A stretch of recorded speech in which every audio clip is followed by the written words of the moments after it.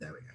Welcome back, everyone, to the HR Show. Joining me on screen and on audio is the one and only Lynsay Gould. Lynsay is, I was going to say, a podcast expert, but she's more than that. She's not only a podcast expert, she is a mentor to hundreds of people who are setting up podcasts and making them a massive impact. Lynsay, welcome to the HR Show. How are you doing? I'm really well. Thank you for such a lovely intro. I'm great. Thank you. It's lovely to be here. My pleasure. Now, you and I have got something quite in common. Apart from being podcast hosts, we're also HR people. You were a HR person in a former life. How did the switch come about from HR to podcasts? It's quite different. It is, isn't it? And am I to be really honest on this show? Just please don't swear. It's like the call on Big No, I wouldn't anyway. Okay, so HR. I was in HR for over 20 years. Loved it. Got into HR because I loved helping people. I loved seeing somebody join a business, seeing them progress and end up in the career of their dreams, what they really wanted to be. And I always got involved in grad schemes and training and mentorship programs. And I was always the person who was on hand to support new people coming in, new leaders, all that sort of stuff. Absolutely loved it. And then what happened is, some of your listeners might resonate with this. So let's see. Here goes. Here you go. The more senior I got in my job, it became less about that, and it became more about protecting the business, which of course is a massive part of the job. But I ended up doing that for the majority of the time. I worked in large businesses, I worked engineering companies, retail, all sorts of things. And I was traveling all over the world. And in my last couple of years in HR, I was in India, I was just all over.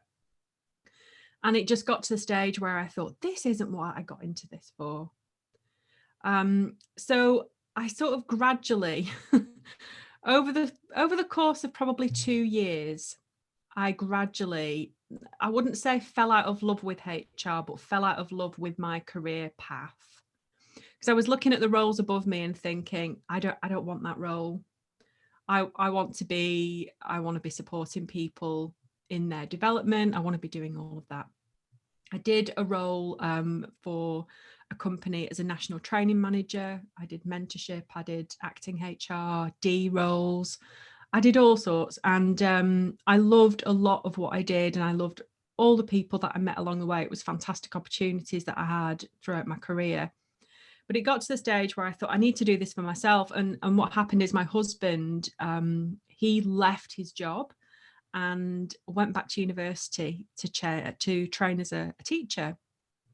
And I really remember very vividly that first week at the end of his first week in his first new job as a teacher. Came home, we were having dinner on the Friday, and I said, so do you think you made the right decision? And he was like, oh my goodness, I should have done this years ago. And I remember feeling very proud and really chuffed for him, but massive jealousy, huge jealousy that he had this purpose and he knew what he wanted. And that he had it. So it was in that moment, really, that I moved away in my mind from HR and into something else. So I promised myself, so that was a September, and I promised myself by the end of that year that I'd be out and working for myself. So hang on a minute, that was in September? Not last year, the year that I did it, yeah. Yeah, the year that you did it, but what I'm saying is, it was in September that you made the decision that you were going to leave. By the end of the year, you were going to have left and set up your own business. Yeah, and I did that. Wow, that geez, Lynsay. Yeah, well, I had to. I mean, it had been coming for a while, you know, like I said, it had been 2 years of me thinking, you know what, I need to do this myself. And there was a transition period. So I moved out and of HR, got into my own business by the end of that year. And what I did initially is I set up as a consultant, contractor, and I worked on a consultancy basis for a lot of businesses whilst I was growing my coaching business. So I did sort of a transition period. And, you know, I never recommend to people, quit your job and start an online business, because you and I both know it takes time to grow.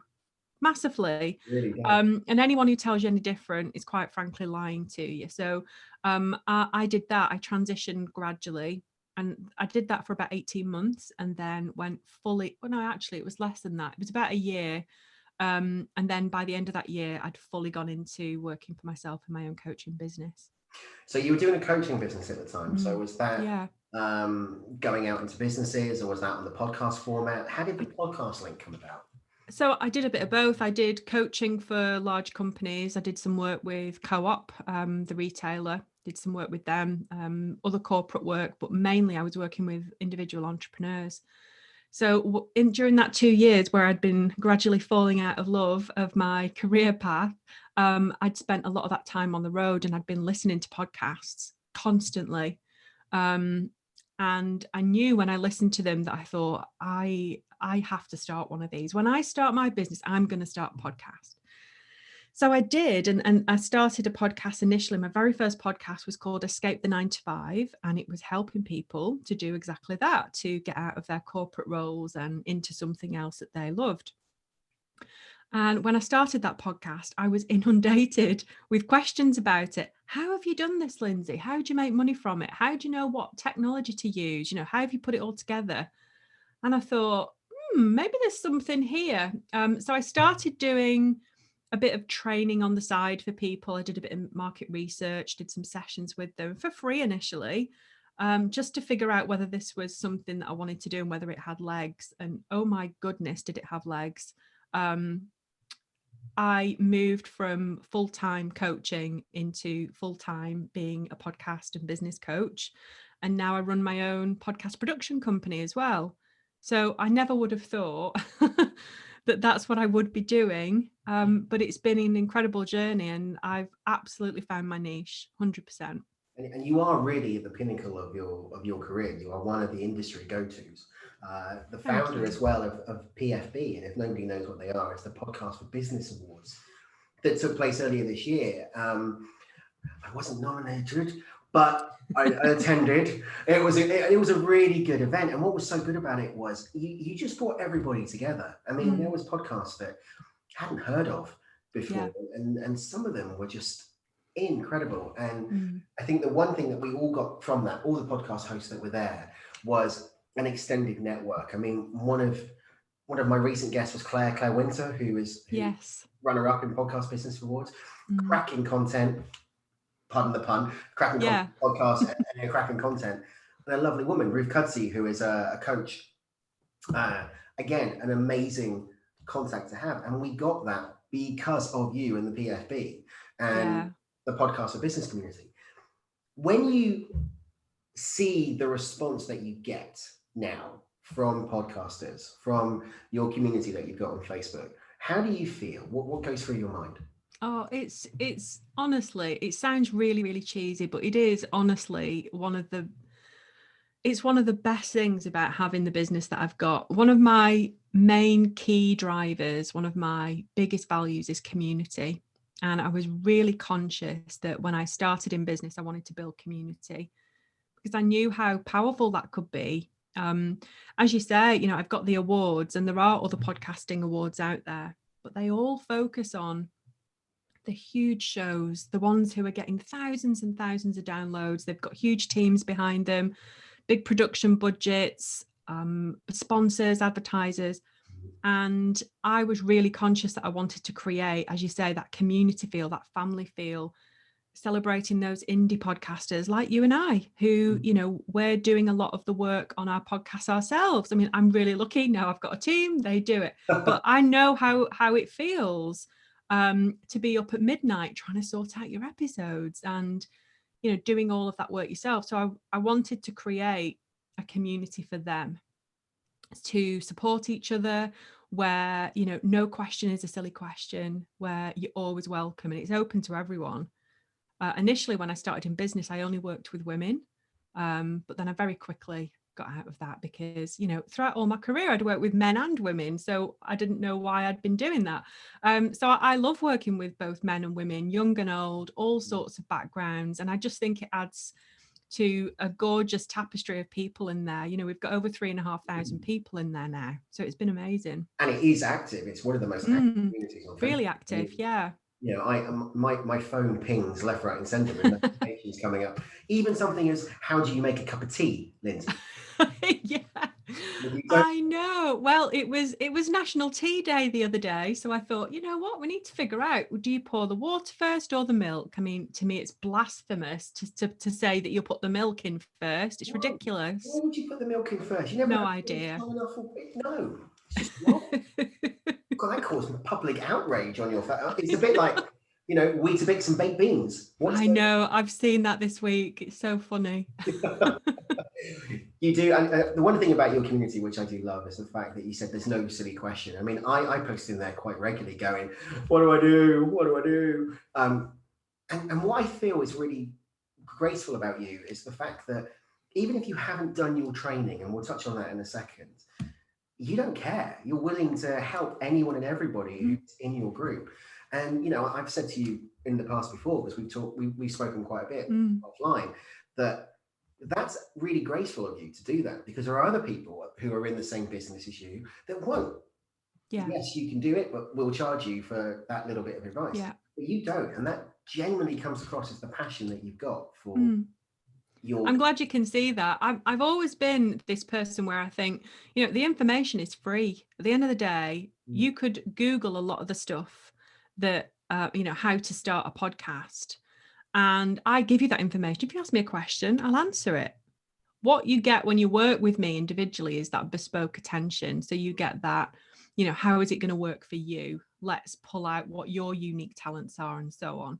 And I've always been a big advocate of giving that information away, giving all your best stuff away, with the knowledge that people are always going to come and want to work with you because you've been so supportive of them. I guess it's that law of reciprocity. You know, people, I've always been very, very lucky in that people have seen that. They've seen that I'm very supportive of them, and I will help anybody because I am genuinely passionate about getting people into podcasting. I mean, I could talk about it all day. So I think, you know, in particular for women, it's an amazing platform. If you don't have a platform, I think there should be more women in podcasting. Definitely, there aren't enough at the top of the charts, and young people as well. You know, getting new entrepreneurs into podcasting is something I'm really excited about doing this year. But yeah, I'll tell anybody anything. Couldn't agree with you more. I mean, just looking at some of the ones on Clubhouse, and we'll talk about Clubhouse in a second. Yeah. Some of the stories that are coming out from some of the women podcasting are inspirational. And you know, I often got criticized about being in HR and being a bloke. You know, I remember one it was, why are you doing a woman's job? Terrible, isn't it? It's really bad. No. You know, and when I start podcasting, they're going, oh yeah, that's a man's thing. That's what you do. That's a bloke. Excuse me. And I'm going, do you know what? Actually, some of the worst podcasters are men. Some of them. We're in the 21st century. I couldn't possibly comment. comment. I can say it, you know. But and that's the thing about podcasting is there is literally a subject for anyone and everyone out there. Look at the iTunes feed, you look at Spotify, you look at Pandora if you're in the States, Amazon Music, podcasts. It's bigger now than radio because you can. Yeah, and I mean, you just mentioned Amazon. The fact that Amazon have got behind podcasting really just tells you everything you need to know about whether podcasting is growing or declining. I mean, but also when you look at who's actually doing podcasting. Yeah. You know, we've all heard about Harry and Meghan and the Spotify deal. Alan Carr's just releasing one. Chris Ramsey's doing one of the most funniest podcasts I think I've listened in recent memory. My dad wrote a porno. I love that. It's one of my favorites. It's hilarious, right? And now it's on Sky Comedy. And that's the transition. You're seeing podcasts moving into mainstream. Yes, 100%. And there are a small select group in the podcasting industry who are really against that. So there are people who are against the fact that these huge celebrities are coming in, like Michelle Obama, for instance. We've not mentioned her, you know, coming in and, in their view, scooping up all the listeners. But I see it the complete opposite. I see it as, you know, it's introducing people to podcasting because they're not just going to listen to Michelle Obama. They're going to explore the app and figure out and find other shows that they enjoy and other interests. So if anything, it's expanding the market rather than anything else. And also, you don't know on those platforms where your podcast is being advertised. So if you think, for example, and I'm picking something out of the way, Mark Moron might be doing a podcast underneath that and recommended could be your show. You don't exactly know, and more eyes on it is the best way, right? Because then totally it's expanding the product portfolio, and it makes 100%. it legit instead of 10 years ago where it was in your mother's basement with a microphone. Yeah. Trains, nothing wrong with trains, but it's really turned into its own business. I mean the podcast advertising industry has just hit $1 billion. I mean, it's a huge market.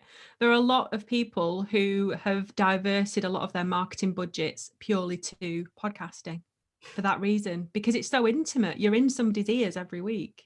Well, let's talk about podcasting for business then, because you obviously work with entrepreneurs, you work with businesses to create a podcast. Why do businesses go for it so much? Why is it resonating so much now with businesses? I think because they're understanding how popular they're being. I mean, we've followed the US by about 18 months. So about 18 months ago, they had a meteoric rise in podcasts in the US, and we tend to follow them about 12 to 18 months behind. So we're starting to experience that here in the UK.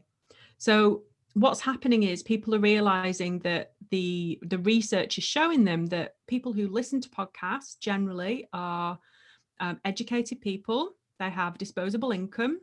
They are of a certain age. So when I say a certain age, there is a big increase in millennials actually in the last sort of 12 months as well.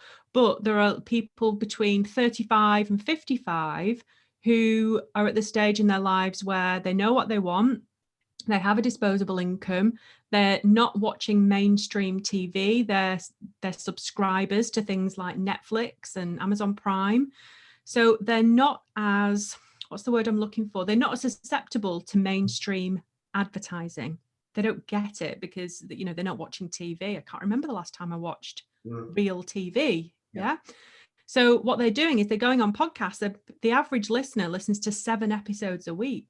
I mean, that's huge. Yeah. So if you are listening to 7 episodes a week and you are one of the advertisers on one of those shows, every single week you're getting in somebody's ears.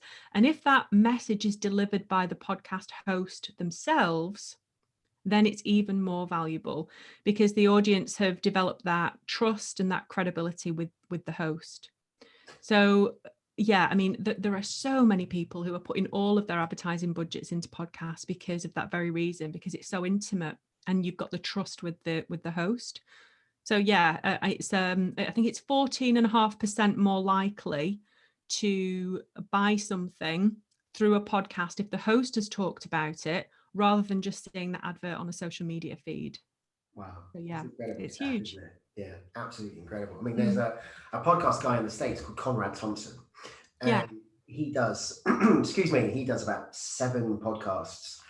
And he's got a network and, got ads. And he does exactly the same thing. And I always listen to it going, for God's sake, man, shut up. Stop talking about some jeweler or something. Yeah.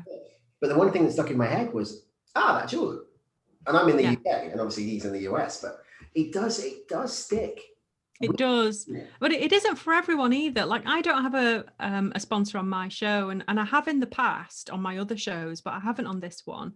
And it's just, there's no, real reason behind that other than I don't necessarily like listening to podcasts that are full of adverts. There are some podcasts that I'll listen to where they'll be advertising something completely random. And I don't like that. Like, I really don't like that. You'll get a coach, advertising a mattress, what is the connection really? So for me, if you are going to be advertising on your show, it's got to resonate with your listeners. It's got to be something that they will use and that you use.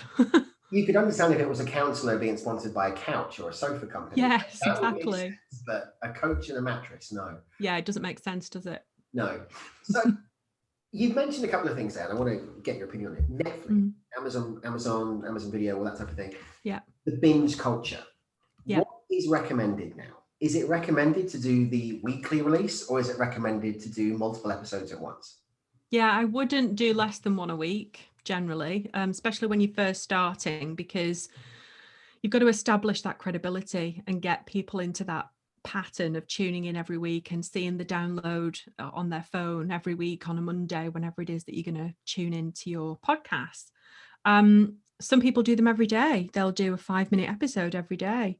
Some people do seasons. So I used to do an episode every single week, and now I do it in season. So I'm on a season break right now. We're about to start with the next season, which is the winners season. So showcasing all the winners from the awards, all of that stuff. But I think you have to build up your audience before you can do that realistically, if you're using your podcast to grow a business. If you're starting a podcast as a hobby, fill your boots, do whatever you like. But if you're using it as a tool to leverage and grow your business, then you need that consistency at the start. Yeah, and I think the one key thing to add there, if you are starting a podcast, is choose a format and a release schedule and stick to it. So 100%, if you are going to binge release, stick to that binge release format. If you're going to go bi-weekly, stick to bi-weekly. But once you start it, commit to it and make it as realistic for you in terms of managing your business, managing your release at the same point. Because you and I both know how many hours it spends sat in front of interviews. You know, you're gracious with your time, sat in front of an interview, then you go away and edit it. Then you realize you made a technical mistake and you have to get back and do something different. Then your laptop fails and you have to redo the whole thing again. Sometimes. Or if you're Lynsay, you just hand it to a member of your team and they do it and all the struggles. And that's what we do. That's the pressures of podcasting, but it's also the most enjoyable things. I think about choosing that personality of the podcast. Everything from your intro music to your structure, a co-host or no co-host, bounce off or no bounce off, discussion or interview. And I think most people think you just pick up a phone or a microphone and start talking, but the amount of preparation you need to do. Yeah, definitely. If you want to do it right, Yeah. 100% you do, And then getting your launch strategy in place as well, getting your launch market in terms of your launch team and what are you going to do and how are you going to market it and how are you going to market it. And you cover all of that, don't you, in your Start a Podcast challenge? I do. So I'm doing a challenge. I don't know when this episode is airing, but I'm running a new challenge in February, 2 weeks from now. So I'm doing a 3-day challenge. So it used to be a 5-day challenge, but I've condensed it because we're all in a pandemic and we're all busy and homeschooling. So I've made it a little bit shorter for people, but still tons and tons of value. But I give away a lot of information in that challenge. And you only have to look at my Facebook business page. I was looking actually the other day because I was pulling out some testimonials and I didn't realize quite how many people had gone on there and said how much they loved that challenge. People who've done the challenge have been able to start the podcast just from that. So it's we give away a ton of value in that. And we're proud here at the HR Show to be an affiliate partner. Yay, I know. On that challenge. And I'm so looking forward to helping you promote that and work with some of the younger talent that are coming in to start. The newer talent, not younger talent. Yeah, they could be older. Could be age. Yeah, 100%. There's no change. I can't wait to work with you on that and the affiliate. It's going to be fab. So the challenge is the 22nd to the 24th of Feb. And then we're opening the doors to my group program, which I was trying to figure out whether it's the 6th or the 7th time I've run it.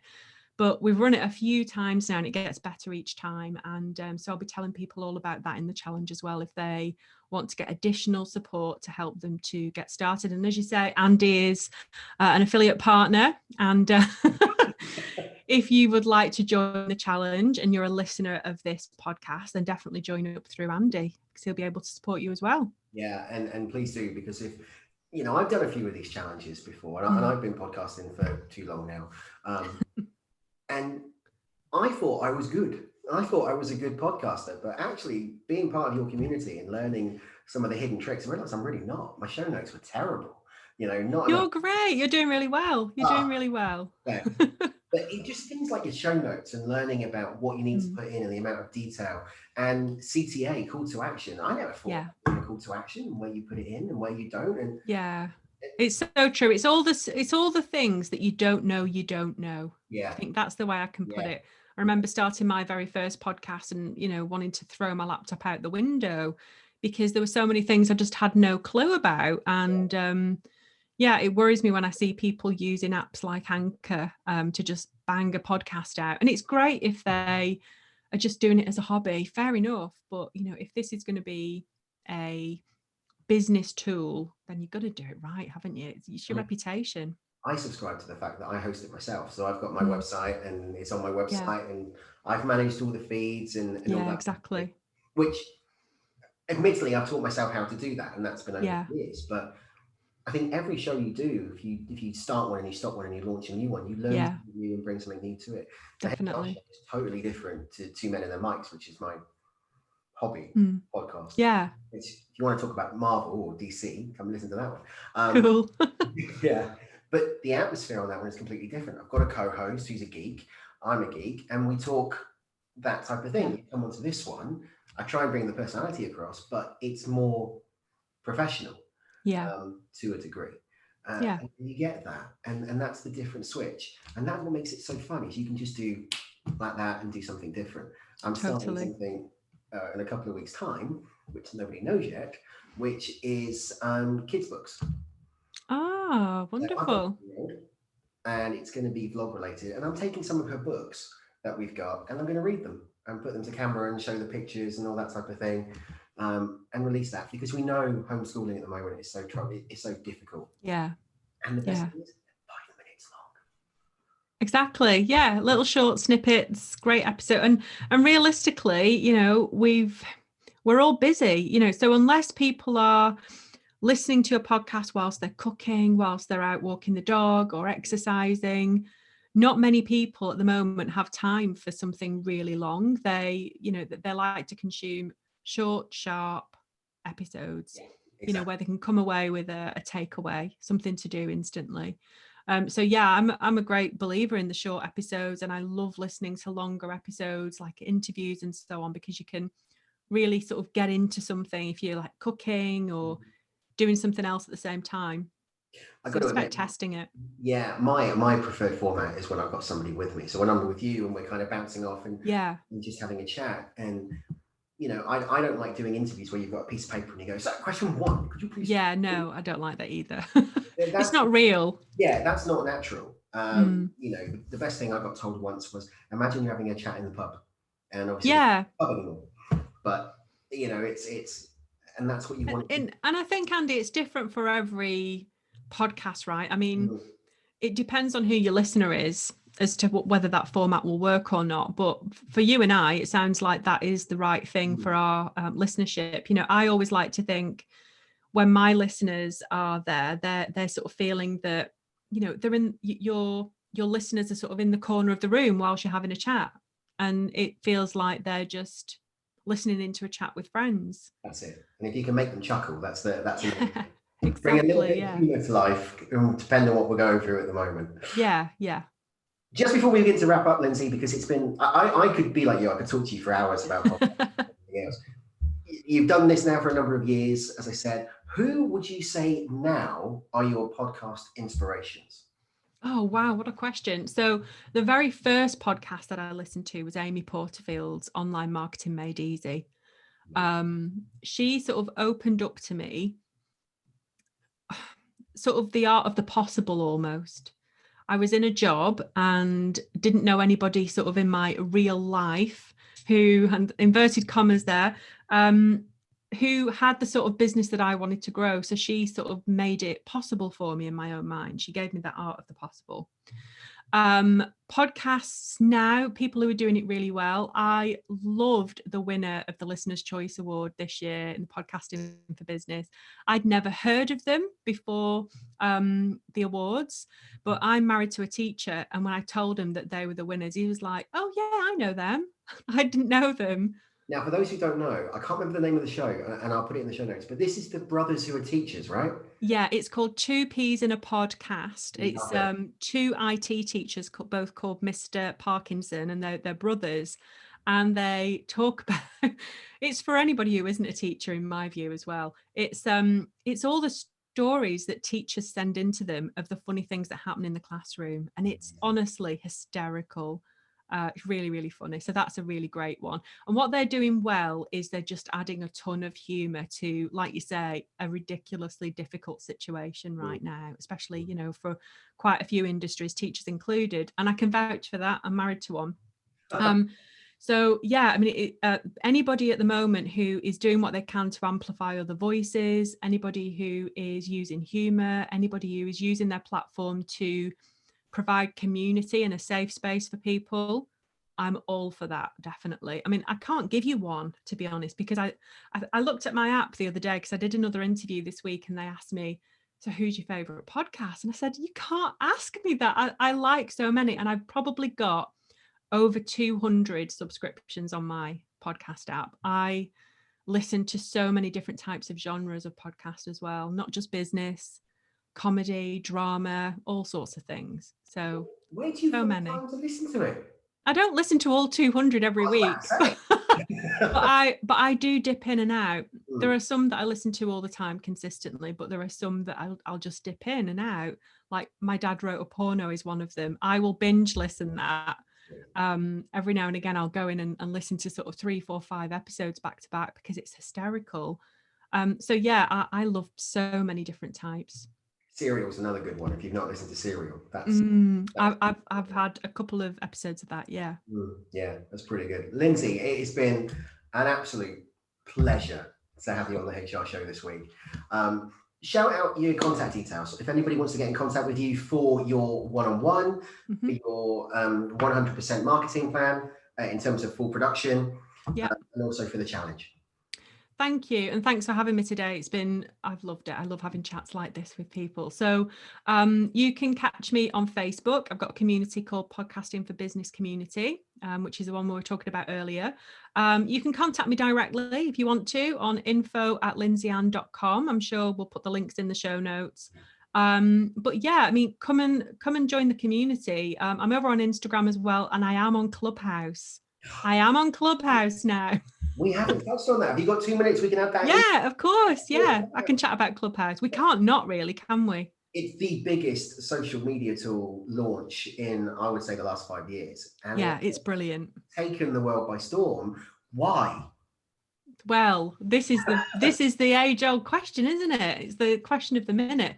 For me, I think people are loving Clubhouse for a few reasons. One, I think it's come at exactly the right time. Everybody's locked down. Everybody is craving connection. 2, you can do other things while you're on it. You don't have to have your makeup on and your hair done for us ladies. Well, guys as well, you know, I'm not going to judge. But, you know, you don't have to be doing anything. You can show up in your PJs and still have a great chat. Everybody is on there. I mean, Oprah's on there. There's so many celebrities on there. You can just join a room and they might pop in. Yeah. It's great for audience building. The way I'm recommending it at the moment for my clients, and I definitely advise you do this, Andy, is when you release an episode, you can say to people, let's say you release an episode on a Monday, you can say at the end of the episode, okay, so each week on a Tuesday, I'm going to be hosting a room just for my listeners. And I want you to come in and tell me what you think of the episode and we'll have a chat about it. So it's a great way to connect with your audience as listeners. It's a great way to find podcast guests because you can almost do like a bit of a pre-interview with them, check whether they've got sort of the right vibe for your show. It's great for market research, but generally for any business owner, for anybody who's interested in connection or networking, brilliant for that. Huge growth I'm seeing on there at the moment. It's really taken the world by storm. Yeah. I was desperate to get an invite to get onto Clubhouse. And finally, have you still not got one? No, I'm in. Oh, I was going to say, I was going to give you one. I was talking to you on the breakfast brunch the other week. Of course you were. Yeah, I run a room. Yeah, I run a room. That's where you can find me as well. I run the business brunch show, and it's Monday to Friday, 11 till 12, with 2 of my business besties, Sarah Mosley and Liz Melville. So we run that together and we talk about all sorts of stuff, don't we? Loads. Random conversations. So yeah, it's really good fun. And I think that's another beauty of it, because you don't have to stick to talking about everything that you do. You can talk about other things on there too. Well, let's just say you don't just do one show on. I do a few. You are all over the place, you know. If my phone doesn't ping for PFB, it pings to say that Lynsay Ann is doing a room. But that is the great thing, because you can, like you said, just expand. I've done a few rooms there, and it takes a while to build up your presence, because it is big. But I will say this, my followers increased from when I started 1, so I think I'm now on about 85, which is nothing compared to you, but that's just going into rooms. And exactly. being a part of the conversations. And you talk about celebrities. I was in a room the other day, a random, I can't remember what it was about, something about marketing, I think. And in pops Kevin Clifton from Ripley, who is a major wrestling fan. So he was talking about that. He popped out the room. Kelly Holmes came in. Wow. He popped out the room. I left the room, went into another room. Elon Musk is in there. You've got will.i.am in there. And you sit there and just go, wow. It's crazy. The fact that Elon Musk did the room has really brought it into the public eye as well. I saw, I think it was in the Telegraph, someone sent me a link to an article from there the other day that was saying how much that really caught everybody's attention. So yeah, I mean, there's people like him in there. There were people from EastEnders. I don't watch it. People from EastEnders in a room the other day, and loads of authors, loads of musicians. It's great for musicians, actually. There was as well that people are doing Broadway auditions on there. Yeah. There was Suzanne. All sorts of things going on. Yeah, it's just Suzanne Shaw as well. She's really prevalent on there. She is so into it. Yeah, she's everywhere. And Michelle Heaton, she was on there the other day too. There's loads of people on. But it's not just about that. It's not about the celebrities. It's about genuine connection. The show that we're doing every day during the week, you know, there are people who come in that room who've never been brave enough to put in a room before.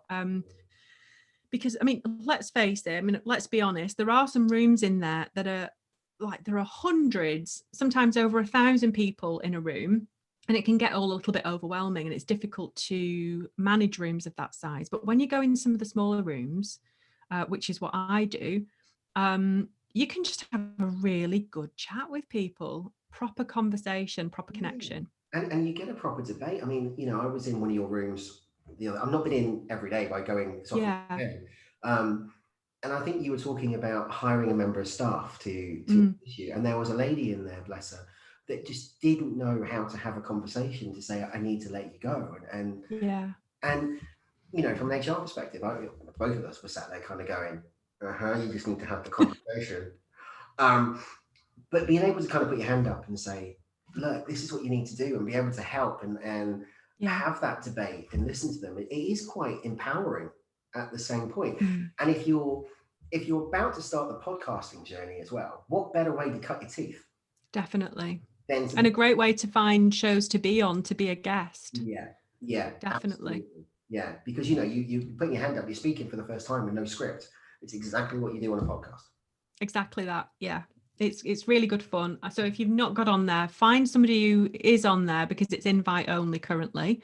And it's only on Apple, so only on iOS. So if you've got an iPhone or an iPad, you can go on. But if you're Android currently, you can't go on there. Although they are trying to get that released ASAP. They are. And I'm not sure what that will do, to be honest. When they open it up to Android, I'm not sure how it will work, because there could be a case of it just being completely swamped. Yeah, it will be swamped, which is why it's amazing if you can get in now and really sort of make a name for yourself now.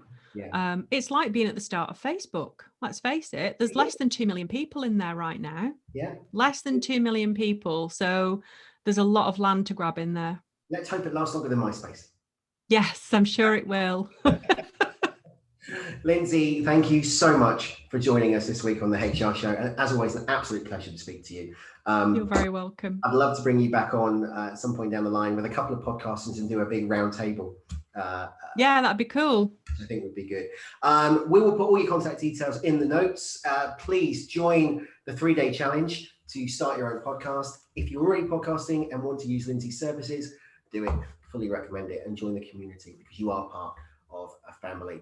That's it for us for the minute. We're going to go to a break. When we come back, it's wrap up and close and Charity Quiz Night Live. We'll give you all the details about that, which is next week, live from Wednesday night on the 24th of February. Not excited enough, but I will be. We will see you after this. Take care. Thank you. Bye-bye.